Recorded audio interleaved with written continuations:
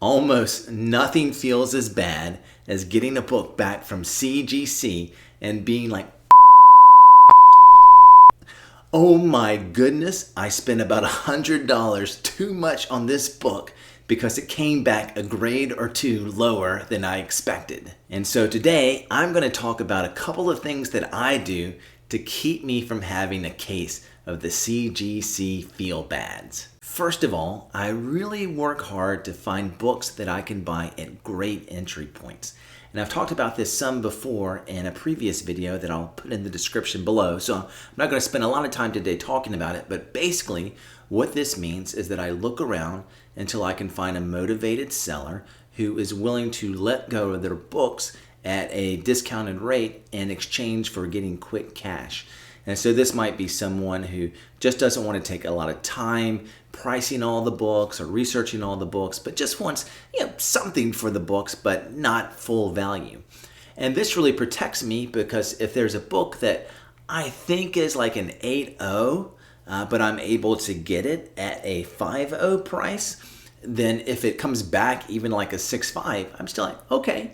I mean, obviously I would still rather have an 8.0, but it doesn't feel that bad because I know I didn't overpay it.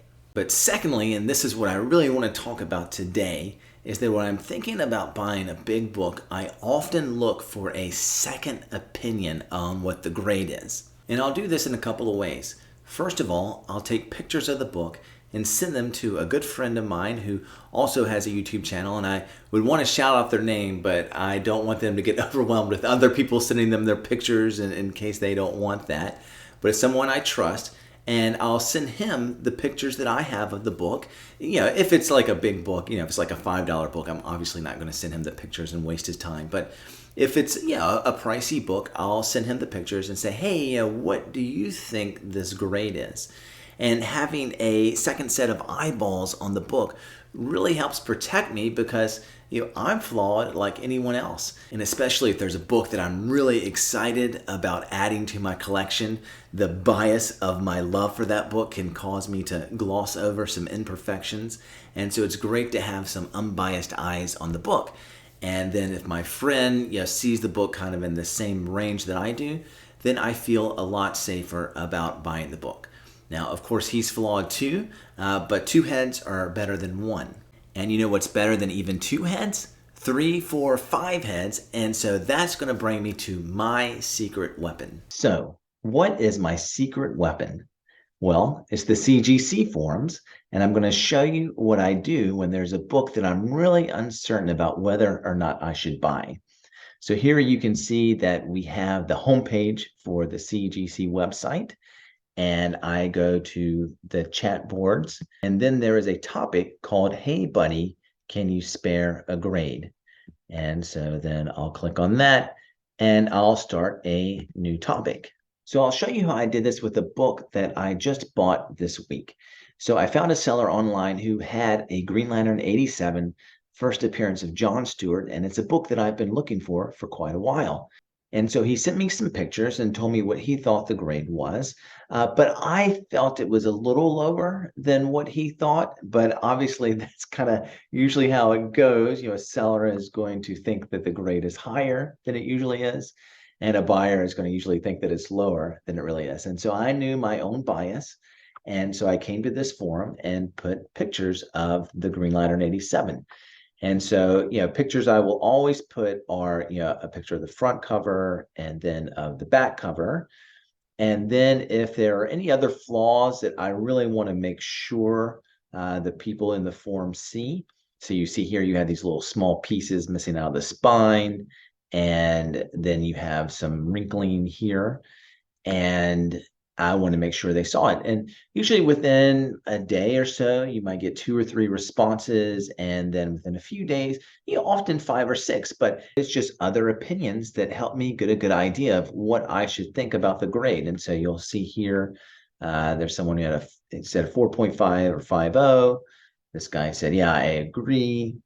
And then you have someone who says, 5.0 with a clean and press. I hear somebody says just a VG. And then here's someone else who says, yeah, 5.0 with a clean and press as well. And so this helped me get a better idea of what I thought the grade was, like a 4.5 to 5.0 probably. And something that people in the forums would really appreciate you do if you post your pictures here is that once you get the book back from CGC, that you post the pictures of the grade in the forum, because part of the reason that they help out here is that they want to work on their own grading skills. And so since they help you out, you help them out when then you put a picture back in. And I'll show you kind of what someone else did later. And even if you're not posting photos, this forum is actually a great place to go to learn about grading. It's actually something when I was first starting to submit books that I went to and kind of studied what other people thought about books. And it's been a really helpful tool to me. And so you can see here, sometime a while ago, somebody put these pictures of Fantastic Four 48.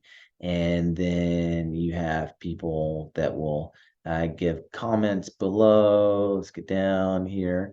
So here's someone, first person, 6.0, then a 6.5. Someone says it looks fine. 7.0 if it wasn't for the stains. So instead, maybe a 6.5. And then the guy just got back the book. And so he let everybody know he did indeed get a 6.5. And so you can see that the people on these forums are fairly accurate. Of course, there's always going to be a range and no one's perfect, but they're pretty experienced people. And I found it, again, to be a secret weapon of mine.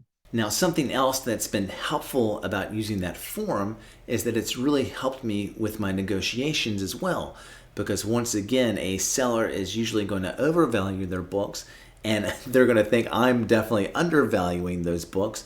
And so it's good to get some unbiased feedback that then you can share with the seller. And this is especially true when you're buying from sellers like I typically do, people who are selling off their personal collection or have inherited a collection and are really learning to grade their books for the first time. And usually that inexperience means that they tend to overvalue those books. If you have some experience, you've submitted enough books where man, this book's going to be a 9.8 and it comes back an 8.5. And, we've had enough cases of the CGC Feel Bads that we realize, okay, it's actually pretty difficult to get a book in the 9. Things generally aren't as nice as they seem. Furthermore, the person who is selling off their collection or one that they inherited is going to tend to overvalue it because of the emotional connection that they have to these books. And in fact, the seller told me when we finally closed the deal on the Green Lantern 87 and a few other books that I'll show you in a moment, that sending the books to me was like sending his kids off to college. And just like any parent naturally sees their kids as great, but probably a little greater than they are, he realized the emotional connection to his books meant that he probably thought that they were a little greater than they were. And I thought he showed a lot of self-awareness to recognize that. And that's the case. These books I'm going to show you are great books. They're awesome. And I'm so happy to add them to my collection. But they do have some imperfections. And so I was able to send him the link to the forum and just say, hey, here's some feedback I got. What do you think about this? And that helped him realize, okay, yeah, I probably do have a little bit of emotional connection that's causing me to look at these books a little too highly. And so he said, yeah, let me adjust my grading and, of course, my pricing for these books. And something else I did was send him a few of my YouTube videos to try to introduce myself to him a little bit, because obviously it's easy just to think, hey, there's some dude on the other end of these emails that is trying to scam me and tell me my books are only a 4.5 when they're really 9.8s, and I don't know what to think. And so I sent him those videos, and that was really helpful. It's actually one of the reasons I do these videos is so that when I'm coming into contact with people whose books I'm trying to buy, I can send them those videos and help them to see, hey, I'm not just some scammer, but I'm a decent guy. And the videos really put him at ease, he said. And so, this is something you might consider doing, starting up your own YouTube channel at some point if you really want to get into buying books, so that you can just use them as ways to introduce yourselves to people. And in fact, they made him so comfortable that he actually offered just to ship me all the books without me paying anything, let me grade them as best as I could and then send him payment. And so I told him, well, if you want to do that, yeah, sure, that will be fine. I will pay you. I'm honest. But then he told me his wife, and I think this was probably pretty wise, said, hey, you shouldn't send those books off for nothing.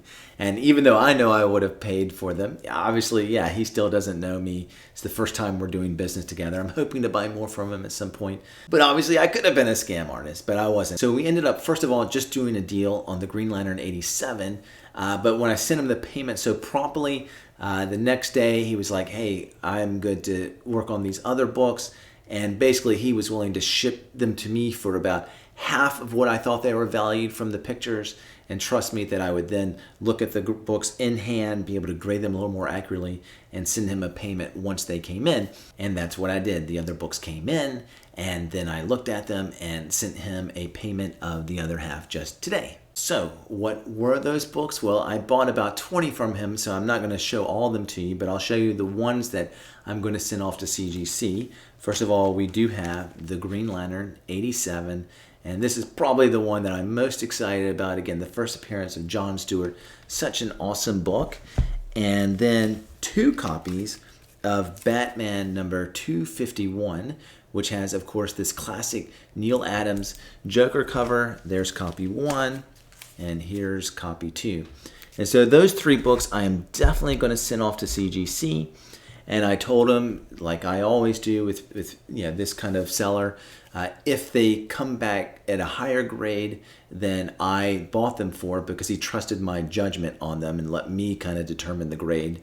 And so, of course, I want to try to grade them somewhat conservatively so I don't have the CGC Feel Bads. But if they come back higher, then I'll send him another small payment to adjust for that sometime months down the road. So definitely sending those 3 off.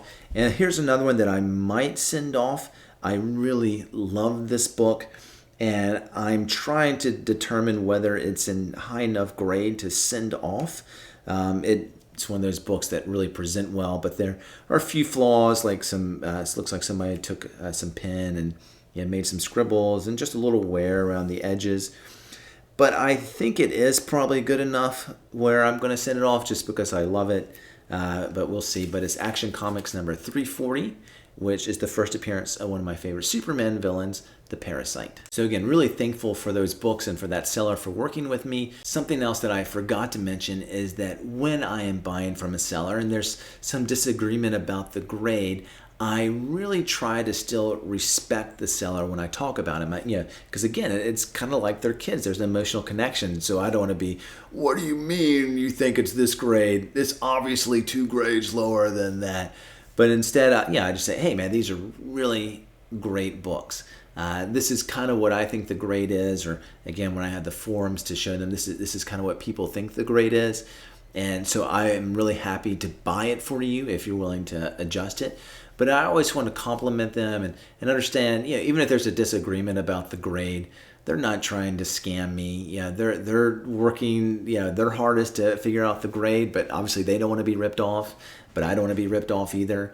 And so as I've talked about before, there's a real cooperation that we always want to try to strive for when making business deals with someone. It's always important for me to have win-win deals as much as possible. So there you have it. Tell me what you think about these tips to avoid the CGC Feel Bads, or let me know some that you have. I hope you enjoyed this video, and as always, thank you for watching, and I look forward to the next one.